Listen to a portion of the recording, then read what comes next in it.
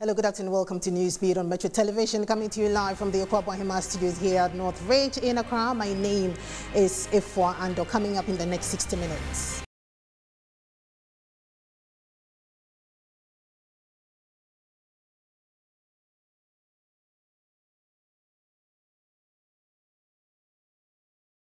Some brothels around the Neoplan station pulled down.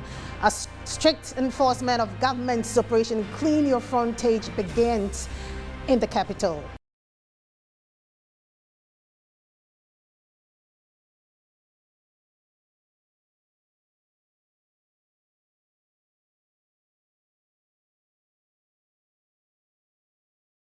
Vice President Bawumia touts the impact of TVET education in reducing youth unemployment during a courtesy call on the Paramount Chief of Sevelugu on day 2 of his tour of the northern region. Breast cancer survivor calls on religious leaders to caution their members to seek medical attention other than resort to prayers for treatment.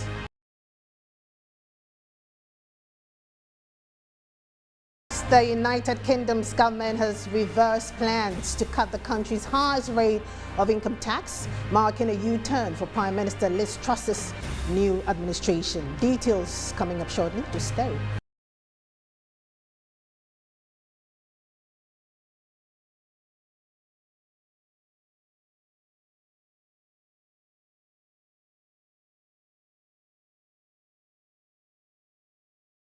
The month of October is here, and it is the Breast Cancer Awareness Month. Today, we take a look at the story of Susan Chocho Malik, who is a breast cancer survivor. Watch this. From the World Health Organization say 2.3 million women were diagnosed with breast cancer in 2020, with 685,000 deaths globally. In Ghana, it is estimated that about 2,900 cases occur every year, killing 1/8 of them. Breast cancer has become the most common cancer-related death in women in the country. Experts, however, say the survival rate is high once detected and treated on time. One of such survivors is Susan Chocho Malik, who describes her situation as a miracle. I got to stage 3 actually.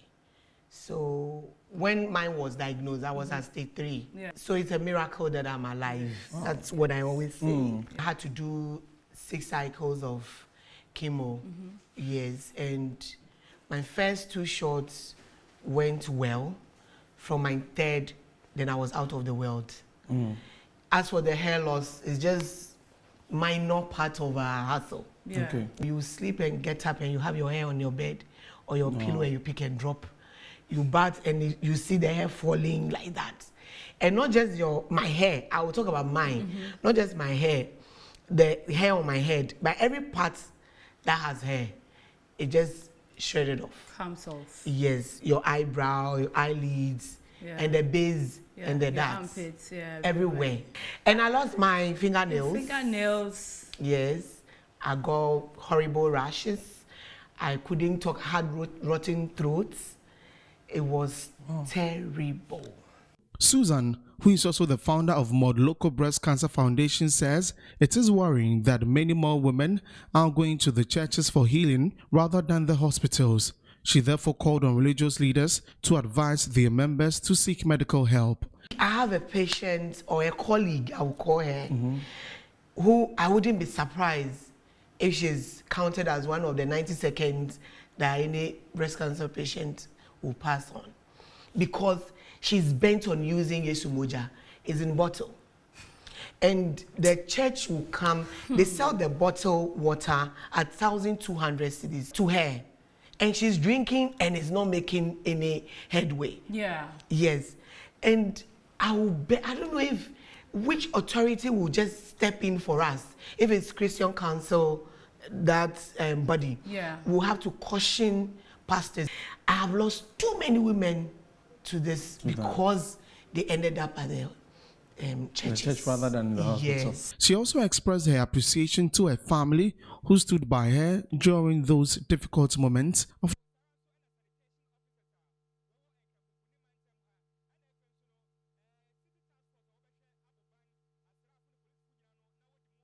Stay with Metro Television News. We'll bring you more of such stories in our subsequent bulletins. Vice President Dr. Mahamudu Bawumia has commended the paramount chief of the Sevelugu traditional area, Yona Abdullah Yakubu Andani, for his continuous interest in TVET education in the country. The VIP also mentioned that the Nana Addo government is doing well in terms of TVET education and will continue to work hard to better the lives of the Ghanaian youth. He made the statement when he visited the paramount chief of the Sevelugu traditional area, Yona Abdullah Yakubu Andani, on day 2 of his tour of the northern region. The various interventions that government has made, and it is very, very laudable that you have recognized that and pointed to areas where we could improve. One of the big areas that you have pointed to is technical and vocational education. This is on your heart. This is not the first time you have told me about it since I've been visiting Sevelugu. And in fact, the government of Nana Akufo-Addo is extremely focused on technical and vocational education because that is where skills are developed. And the competition today is about skills. It isn't about certificates. It's about what you can do with your hands. And so government has 32 TVET centers that we have established, 17 technical and vocational institutions that have been upgraded. All the national vocational and technical institutes have been modernized. And we have established a TVET university, the Akentinapia University for skills training and entrepreneurial development. And for the first time in our history, we have made TVET free in Ghana. This has never happened in our history. Along with free SHS, we have free TVET. In response, the paramount chief of the Sevelugu traditional area, Yona Abdullah Yakubu Andani, has called on the government of President Akufo-Addo to prioritize vocational and technical education as a measure to tackle the growing unemployment in the country, saying if care is not taken, the youth of the country will soon be a security threat to peace and stability. Your Excellency is trying to roll to all the regions. I'm aware 16 of the regions will get one. This is something that is dear to this country. Looking at the youth, no skills. And if we don't take care, the youth will be a threat to the security of this nation because they are not having the skills to work. So I will urge that government should focus on the technical and vocational skills in our communities so that the youth can get something meaningful doing. Maybe after acquiring the skills, he can get some job doing instead of relying on the central government for jobs. This is something that I think policymakers should look at. Back here in Accra, government has begun the strict enforcement of the Operation Clean Your Frontage by law, which mandates every citizen to clean their frontages and buffers. The program is manned by personnel from the Zoomlion Ghana, the Regional Coordinating Council and the Municipal Assemblies, with support from the Ghana Armed Forces. Shadrach Odamejari has been on the ground and joins us live now. Good afternoon to you, Shadrach. Good afternoon to you, Efwa. What is happening out there? Well, so since morning, it was done about 2 or 3 months ago, government launched the Operation Clean Your Frontage initiative, all in a bid to sanitize the capital, Accra, and rid it of filth. And it was met with a lot of agitations, but subsequently we are back again here in the capital. Today it started from Circle through to the Neoplan station, through the Aveno Electricity Accra West office of the Electricity Company of Ghana, and every shop that has their frontage either occupied by brothels of some illegal squatters or squatters in the capital, and then people plying all forms of trade were ejected from their various locations. If it's a frontage or it's a buffer, every person will be moved. And then even with vehicles that have caused vehicular traffic on that stretch, vehicles that are spoiled, vehicles that are loading, and then those that have been neglected by owners were marked to be towed tomorrow, which is Thursday, the 4th of October. So officials from the Accra Metropolitan Assembly, Zoomlion Ghana, and then Ministry of Environment, the Ghana Armed Forces, everyone came together to make sure this program sees the light of day. And then we were also joined by environmental expert Joseph Asitanga, who spearheaded this whole event today. So it's going to run every day from now to possibly the end of October, where officials are going to visit the Gama district, that is the greater metropolitan area. They are going to visit every part of the metropolitan here in the capital to make sure that anyone carrying any form of filth, whether it's the drainage system in your homes, in front of your offices, anywhere that has anything that destroys the beauty of the environment and then makes the environment unclean, will be getting rid of. And then the other thing is, if you abet any of these processes, and if anyone creates filth in front of your buffer or frontage, whether you are aware or unaware of, you are also going to be held liable. So the creator of the filth and whoever's frontage the filth was created is also going to be held liable. So we had even the executive chairman for Zoomlion Ghana here with officials from Zoomlion company also joining in to make sure that this program is carried out as planned. I have one other official here. Let me get close to it. Good afternoon. Welcome to Metro News. Auntie Florence, let me quickly ask you, how has today's event been for you so far? In fact, today's event, it was okay. If I'm rating, I would say we were able to do about 65%. Yes, because we were running fast. We need results. So we need to be at the place. When we achieve the results, then we move to the next place. But because we were many, we were running fast. And then we are also praying that tomorrow we should get a lot of tools like wheelbarrows, shovels, and all that, that we can enforce people to take those things and go down to the drains, deseal them, and collect them in the wheelbarrows and place them inside the trucks that we are moving with. So how long are we going to see this program running? Initially, what we heard was it's going to run to possibly the end of this month, October. But what is really the timeline? Okay, so AMA, we are going to have 2 weeks dedicated for AMA. So the whole of this week, we are being in the Okankwe Sub-Metro Enclave. So yes, today we started from the Circle Aveno Road. Tomorrow we'll be at Tetekwashi. Then from there, we'll continue until we get to Bubuashi and its environs. Then from First Light, we move to Bubuashi and its environs. So we'll be on that enclave. So from now, that is where we'll be both in and out. We are doing both the inside, the in community and the outer communities to ensure that not only the main road that will be clean, but the inner communities will also be clean. It is everybody's duty to clean your house.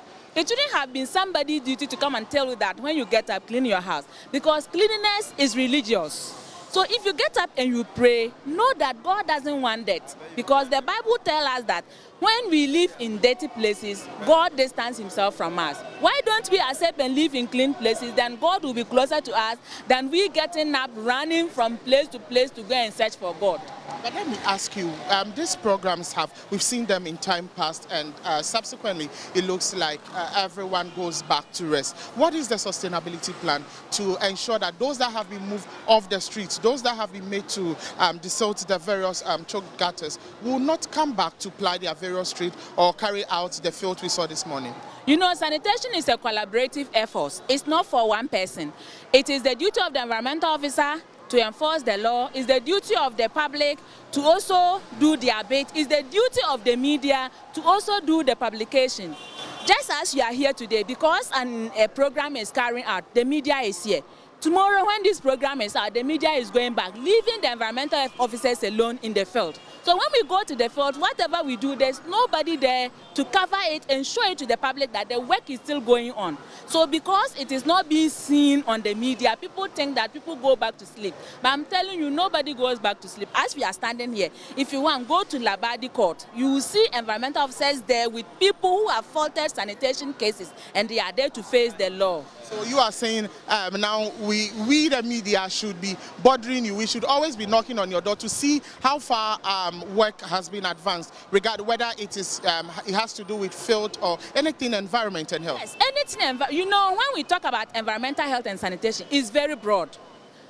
The media or some people think when they talk of environmental and sanitation, it's just the waste we see lying there. That is the hard component of environmental and sanitation. The soft component itself is the law enforcement, the health promotion, the education, food hygiene, noise pollution, air pollution, all in all, it's all. So the work we do, our work is so elaborated. It is not only on waste that we are working on. We are working on a lot of things: open defecation, provision of household toilets, everything, ensuring that paupers are not dead on the road, disposal of the dead. We do all these things. So our work is very elaborated. So if you go to see some waste somewhere, that doesn't mean that an officer is not what? It's not there, it's not working. In the night, you see these junkies, they go around, they collect refuse. Before they look right, they look left, and they leave it there and go. You think that the officer is not working. Environmental officers are really Shadrach Odami reporting there live from the Kwame Nkrumah Circle. Moving on, communication team member of the New Patriotic Party, Ellen Amadaku, says the fight against illegal mining is a collective one and that government is working hard to curb the menace. But aide to former President John Dramani Mahama, Joyce Bawa Mukhtar, says nothing seems to be right in Ghana anymore. One of the ways of solving it, with helping government to solve. And I'm trying to say the government have not slept, have not sat down. We have the minister working about. You have government minerals commission bringing in these gold catchers that are supposed to let us do mercury-free mining that are given to legal small-scale miners. Those are things that have been done. We have these river guards that are up who are making sure that those who are mining in our water, that is also another headache. What have we got to do as Ghanaians to help? You have this chief, this gentleman, is it the cocoa farmer, who was bold enough to say on camera that the cocoa is his, and so he would destroy it and take gold. Is this the sort of mentality that our cocoa farmers are having? Look, let me land on the fact that Galamsey, the damage to our water bodies, the corruption that has led us where we are, that the economy has totally crumbled, that inflation is at its highest, that the school free SHS program is suffering all that is suffering. And have you heard the spread of HIV and the high numbers of teenage pregnancies? This is the story of the Ghana today. Okay. Let's start preaching about the Ghana that you and I want to see. And look, let me ask government and its aficionados to stop defending the indefensible. I think we've arrived at a point where only truth will set this government free. And it starts with President Akufo-Addo and, of course, his vice president. If I were Mr. Alhaji Mahmoud Bawumia, I would take up the advocacy to campaign against illegal mining. And it must start with all the persons within the corridors of power. I listened to somebody called Mr. Bisu, who also had the audacity to rain insults on the NDC, when he himself was nailed in one of the many fake reports that were generated about Galamsey and persons engaged in same. Please, we all know who is engaged in this atrocious endeavor. Okay. I've heard people who have called for even a complete stop. Still on illegal mining, Asante Hene Otumfuose II has bemoaned the activities of Galamsey in the country. According to him, chiefs do not have the power to give mining concessions to individuals. He's therefore urging the central government to ensure due diligence is done on the part of various agencies in charge of mining. He said this when the United States ambassador paid a visit to the Manshia Palace. We should be able to bring this to finality and then bring some sanity to it. Because other than that, it's going to bring flooding now is happening because port people have dug so many things, so the environment cannot now hold on to this, and we are losing everything. The forest cover and everything is being won because Galamsey is taking over. So that is most my concern, and whatever it is that we can do, I think we need some training for the people who are like the army officers, the police officers. I can't see why. They cannot be anywhere, but they should be able to stop that. Sure. So but if they go there and meet the Galamsey people with gold and all those things, what happens? Where's the gold? Where's the money? Who is taking it? Sure. Let's face realities here. So that the concession or whatever it is given by them, by the authorities in Accra. The chiefs don't give concessions to people. The chiefs are there and the people come, they say that we've gotten a document from Accra to say that we've been given a license to come and mine. Who consulted the chief for him to even be able to supervise where he's going? Sure. And the Constitution says the minerals under is for being held in trust for the people by the president.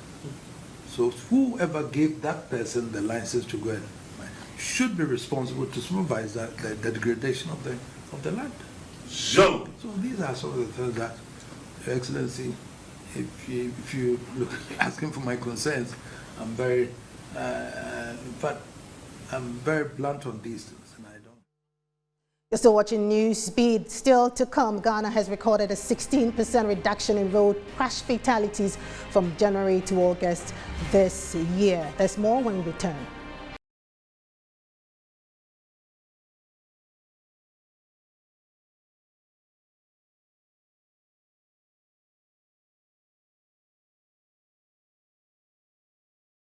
You're welcome back. Good to have you with us. Ghana has recorded a 16% reduction in road crash fatalities from January to August 2022 as against the same period in 2021, according to the National Road Safety Authority. A total of 1,615 persons died through road crashes between January and August 2022 as against 1,937 deaths recorded in 2021 within the same period. This represents a decrease of over 16.62%. The authority said a total of 17,272 vehicles were also involved in road crashes in 2022, whilst 18,381 persons perished in 2021 for the same period, representing a 6.03% decrease. We'll be speaking with Kwame Kudia Ituahene, the Director of Regulatory Inspectorate and Compliance at the National Road Safety Authority shortly. But first, let's turn to our video wall and look at statistics in the first quarter of this year. There we have it. A total of 7,687 were documented for the first quarter of 2022 as compared to the 8,188 in 2021 for the same period. A total of 13,248 vehicles were involved in the 2022 crashes, which led to the death of 1,300 persons as compared to the 2021 figure of 13,973 vehicles, leading to 1,454 persons being killed. The data also showed a 2.33% reduction in the number of persons who got injured, as a total of 7,997 and 8,188 injuries were recorded respectively in the first half of 2022 and 2021. Statistics also show that 1,356 pedestrians were knocked down in the first half of 2022, showing a downward trend of 144, representing 7.76% reduction on the 1,470 recorded in 2021. In the regional distribution of the recorded road crashes from January and June 2022, Greater Accra topped with 3,600 267, accounting for 42.50% of the total crashes.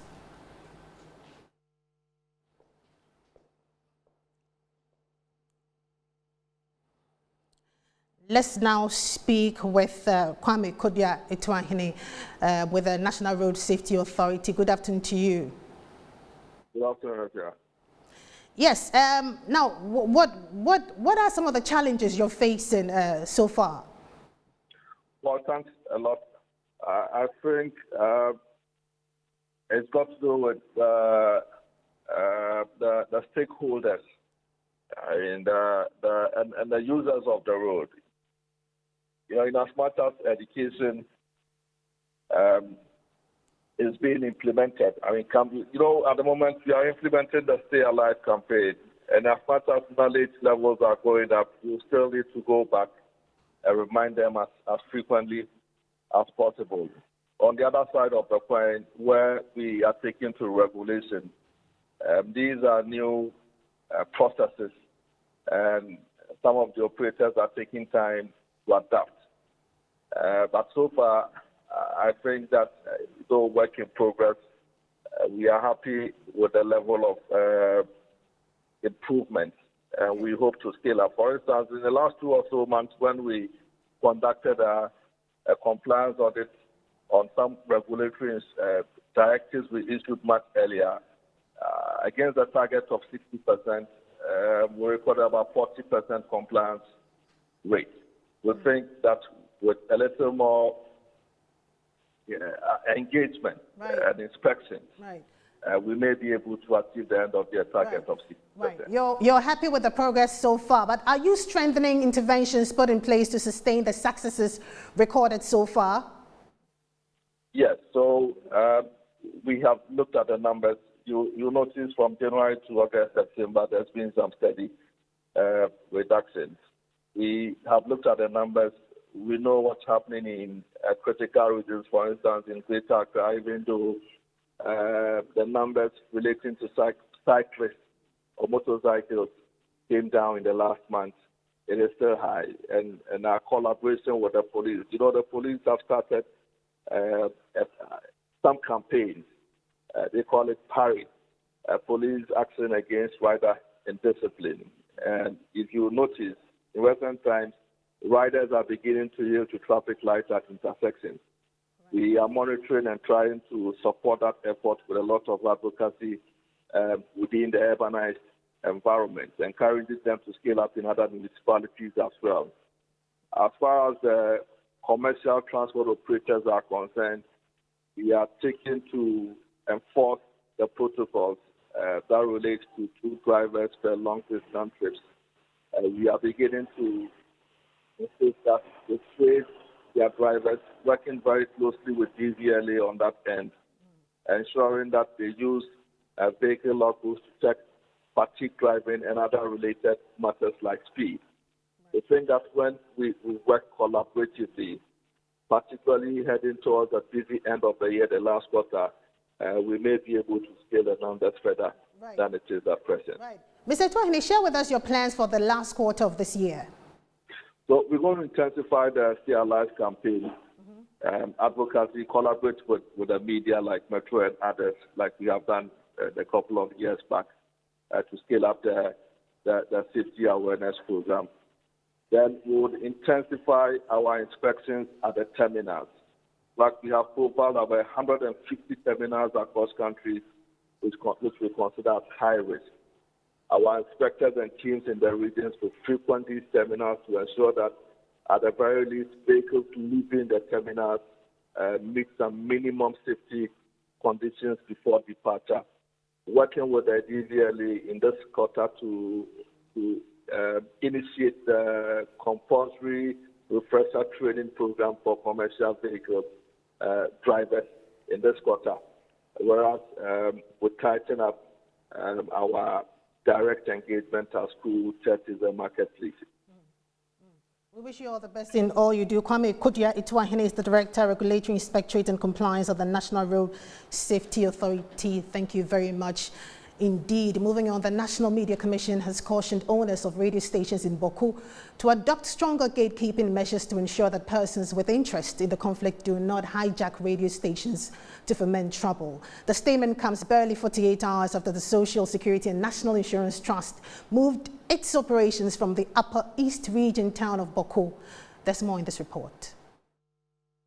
The caution was contained in a statement issued and signed by George Sapon, Executive Secretary of the National Media Commission. According to him, within the next 2 weeks, all owners of radio stations in the Boku area were to submit to the Commission clear measures they have put in place to ensure professionalism. Sapon said the increasing weaponization of the media in the Boku conflict had become a major source of concern for the Commission, adding that the past couple of weeks, the National Media Commission had noted an escalation in incidences of hate speech, disinformation and incitement on radio of a scale and scope that pose a clear and present danger to the Boku community. He advised media houses outside Boku to be very circumspect in their coverage of the conflict and also keep in mind the prosecution of journalists at the International Criminal Court and advise themselves accordingly. Meanwhile, the Social Security and National Insurance Trust, SSNIT, has evacuated its staff and removed furnishings and other items from its office, including chairs and air conditioners, on Saturday, October 1, 2022.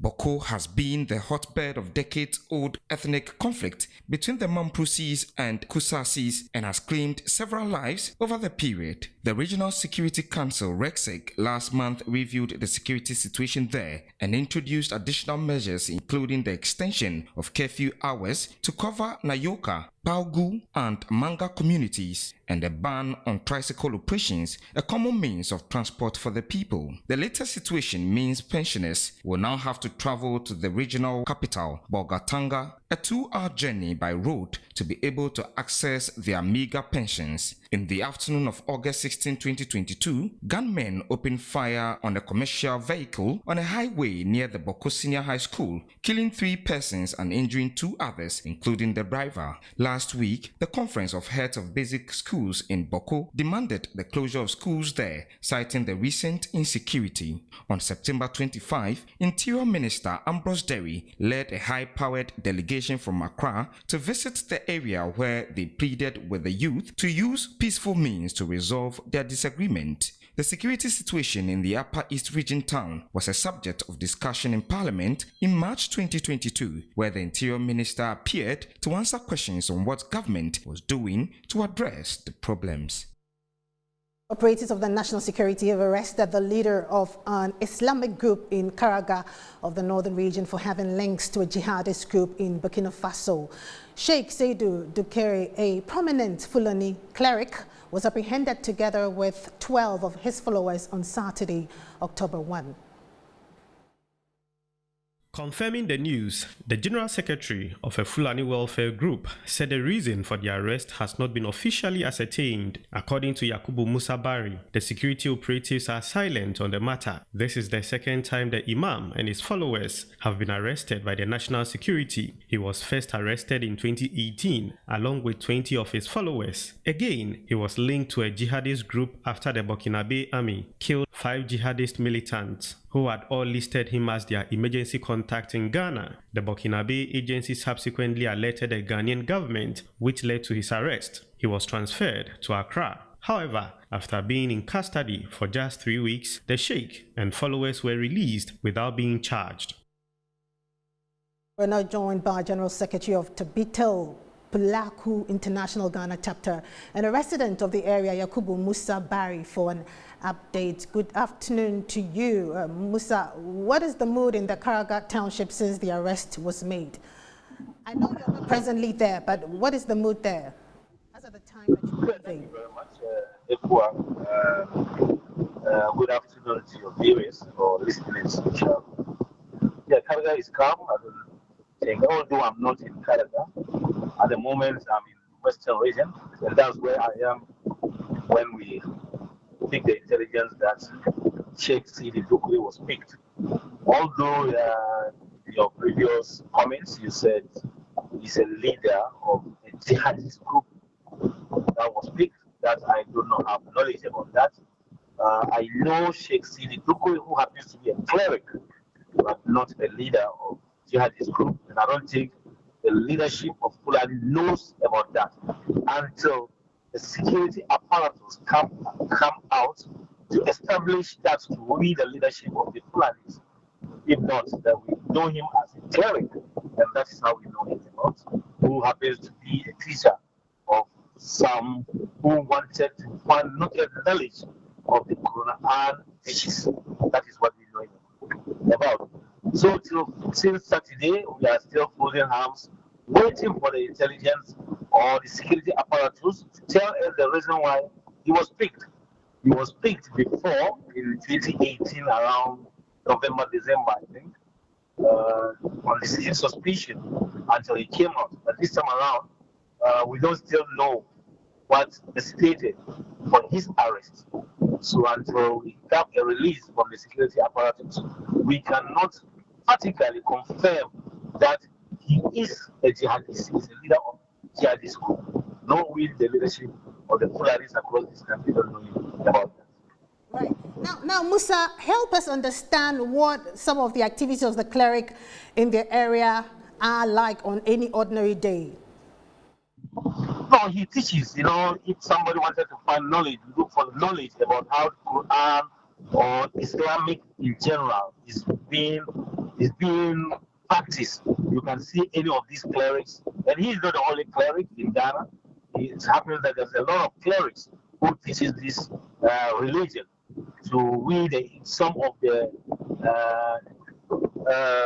anybody who wants to get knowledge, more knowledge about Islam. So that is what we know him about. He has voice that he teaches, but we don't know. Maybe the security knows better, but they are yet to inform us, give us details of his activities that we don't know. So that's why we are very calm, and Karga is calm.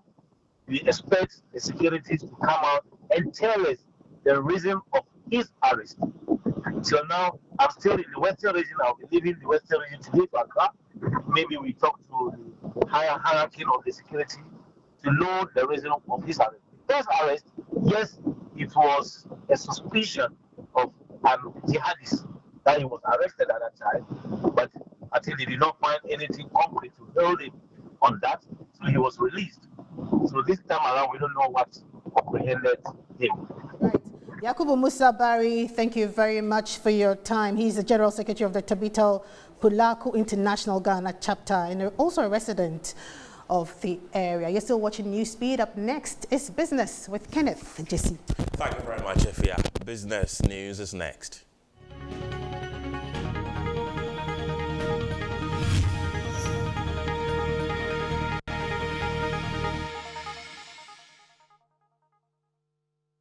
My name is Kenneth Jesse. In business today, the Ghana cedi has been ranked as the second worst performing currency in the entire world. According to a Bloomberg report, the cedi is now second to Sri Lanka's rupee.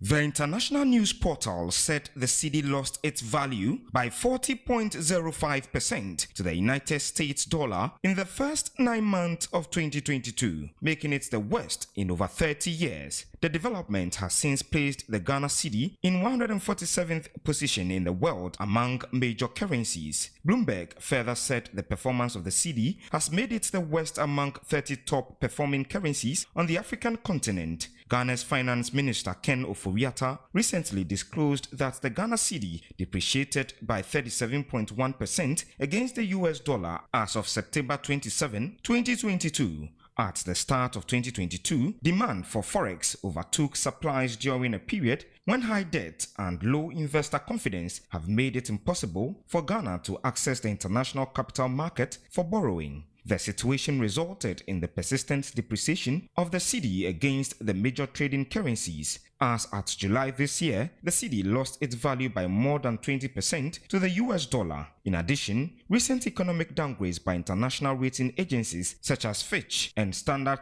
& Poor's have also impacted the investor community at large, while Ghana awaits an IMF support program which is expected to be accessed in 2023. Now, there has been slight adjustments on fuel at the various filling stations. Diesel has seen an average of 25 pesos, marginal decrease in price, while petrol has gone up slightly by 20 pesos. But commercial drivers are not enthused about the marginal changes. Let's listen to them. This morning, I call road wetty. I call no matum. See, I'm a son, but I say, I'm a son, friend, say, I sound tumbium. Teno say what if we so, and also to petrol so. Now I increase the lances are. Of course, you are. Teno on your share. To me, on your BBI. Until fuel so on your BBI. BBI high and echo, BBI costro. Driver lances renew and costro, road wetty, a costro. To BBI no what is so. A man and your Juma points, can a dinner out of fuel. Capra crown. To know, or baby bear for one have been found, but this time there nothing is going on.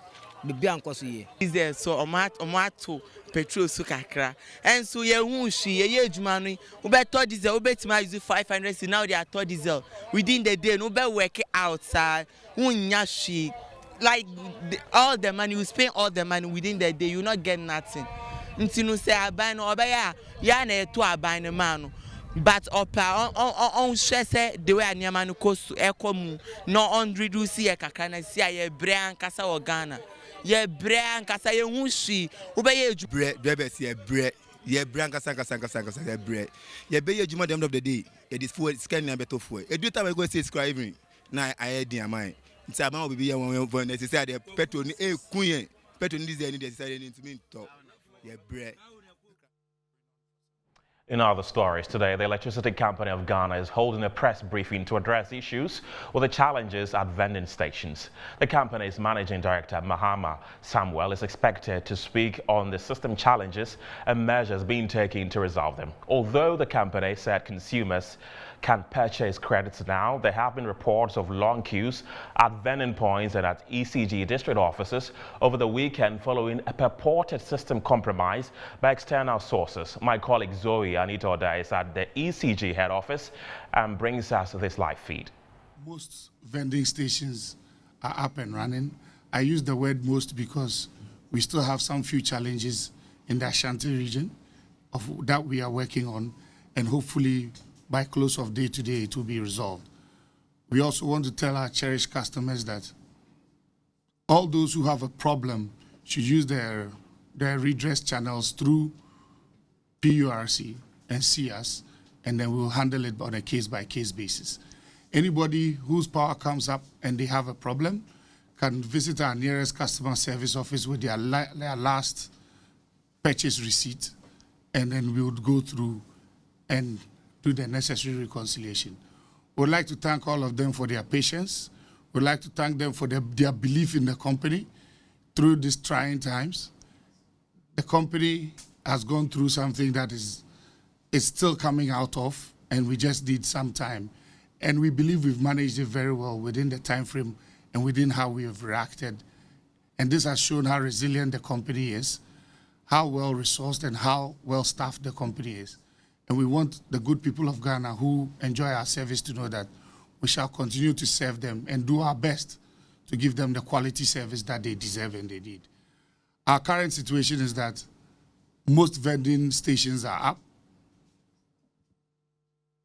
All third-party vendors are vending. If there's any third-party vendor whose system is not working well, we provided them with a number for them to reach so that we can assist them remotely to set them up, to get them up and running. And that's it for business. My name is Kenneth Jesse. Phil John Corte will be here with the latest in sports after the break.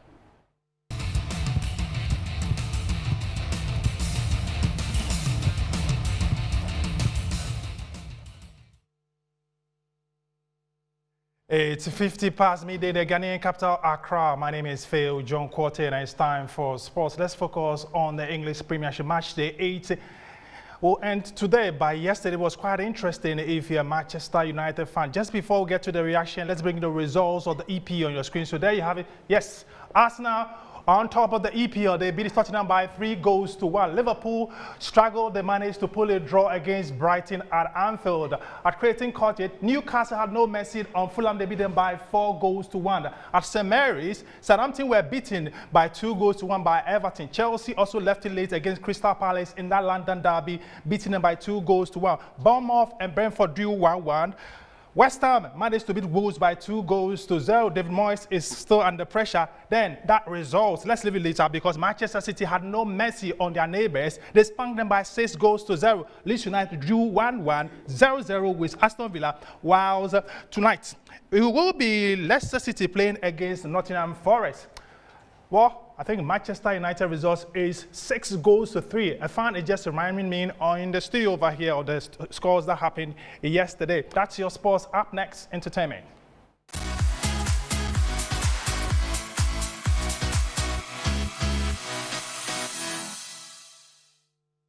It's now time for entertainment news. Now, veteran actor Cole Blankson has died. The actor, who was also into other private businesses, played different roles in many movies and television advertisements. Boga, Frozen Emotion, Savannah in April were some of the movies he starred in. He holds a master's degree in fine arts and a diploma in theater arts from the University of Ghana, Legon. Mr. Blankson also graduated from the Heineken Global Commerce University, Amsterdam, with a marketing certificate. He also featured and directed some Ghanaian movies until his demise. He worked as the commercial manager at Ghana Web. Well, over the weekend, Too Cute to Be Mute, a comedy show by Lexi, the comic, happened over the weekend, and it was fun, it was exciting, and first time ever Funny Face was on stage. Let's take a look at the highlights. Experience of a lifetime. Hosted by comedian Clemento Suarez, patrons were thrilled to 5 hours of non-stop jokes from the comedians. There were performances from several of them, including Obi Amponsa, a sterling comeback on stage for Funny Face, and the man of the night, Lexi the comic. And so Usher started this song. I think the song is Love and Friends or something. And the song he starts with, oh, oh, oh, oh, oh. There we go. And baby is my friend. I need to agree with this one. It was after I got to the show that I realized I really don't know Usher.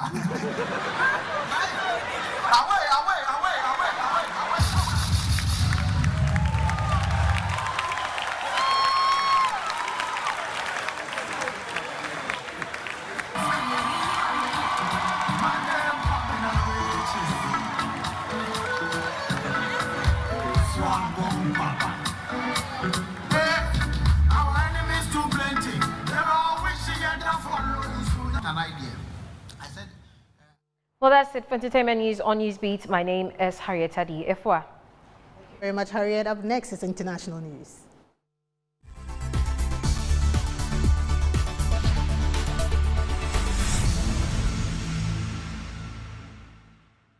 Fourteen people have been killed by rebels during attack on a village in the east of the Democratic Republic of Congo. According to local officials, the fighters from the Allied Democratic Forces, ADF, one of the dozens of rebel groups in the eastern Congo, entered Kayamata in Ituri province late on Saturday, where they killed people using machetes. People there blamed the attack on a lack of soldiers in the area.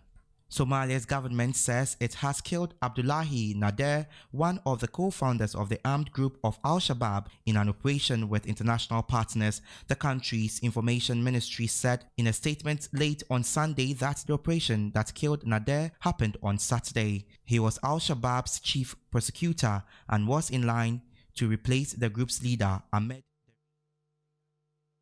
That's how we end Newsbeat. My name is Ifwa, and don't have a good afternoon.